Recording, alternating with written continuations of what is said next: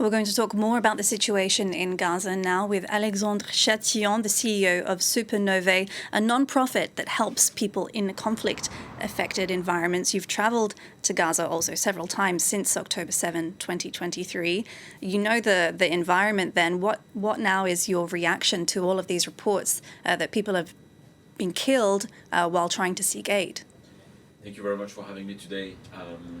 I went twice in the Gaza Strip last year and was supposed to go very recently, but I thought last year we could not go any worse, but apparently I was mistaken. This year the situation is much more terrible than it was last year. There is no food entering Gaza, not enough to feed the entire population. And you have a food distribution, the broadcast was just mentioning it, that is terribly ill done. And people are rushing to get food and they are killed. So I don't know what could be worse than today, but it's definitely ages away from what I've seen last year.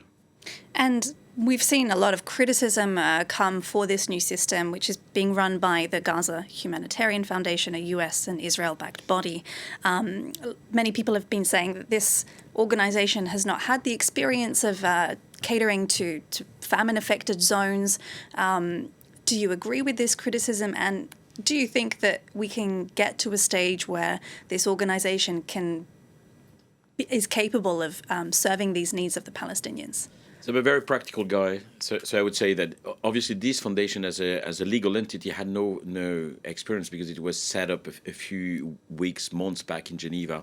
However, the people who are working for this organization and had a direct contact with the chief operation officer, an American national, comes from a real humanitarian/development aid background. So he knows, and most likely most of the staff knows how to do things.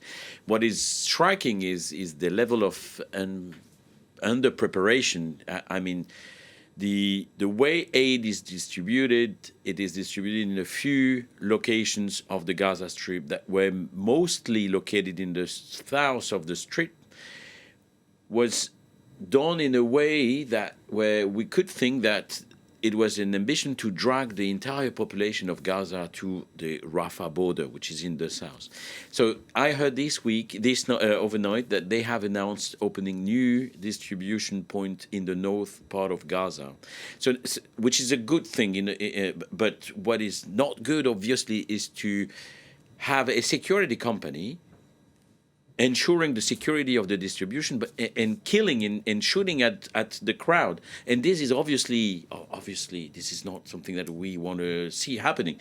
So I'm not optimistic about this organization. I can see that there are improvements in the way they do their work, but obviously you cannot secure the food distribution by mass shooting. It's not possible. So how can we, the international community and other members, we can allow this to happen? We have a population of 2 million people starving, really starving. I saw a video yesterday of a woman who was eating on the floor, like in her 70s, flour that was spilled on the floor, and she was crying, and that was the only thing that she can eat. I mean, these footages, it makes me obviously sad. I'm a humanitarian practitioner, so how can we leave 2 million people in this situation and at the same time organize aid distribution with mass shooting? It's not possible. I mean, that's beyond humanity.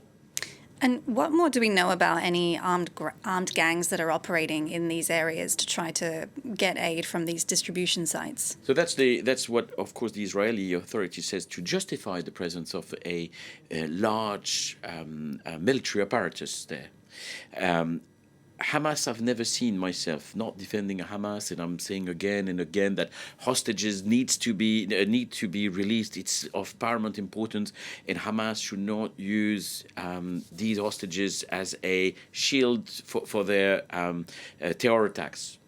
Having said that, I've never witnessed myself Hamas shooting at people to get food, not seeing Hamas groups looting the aid, contrariwise to what is said.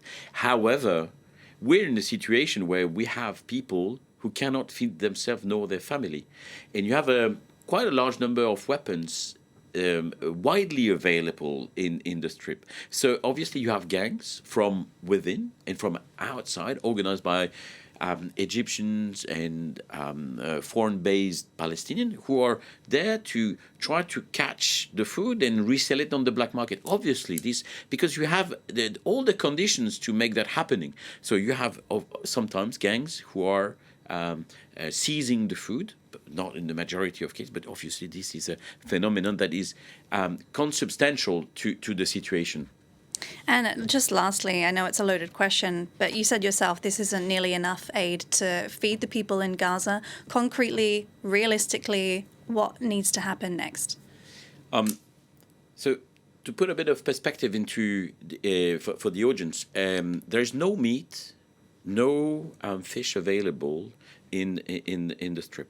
A kilo of flour, which is the basis of the cuisine of Palestine, of Gaza, is about $50.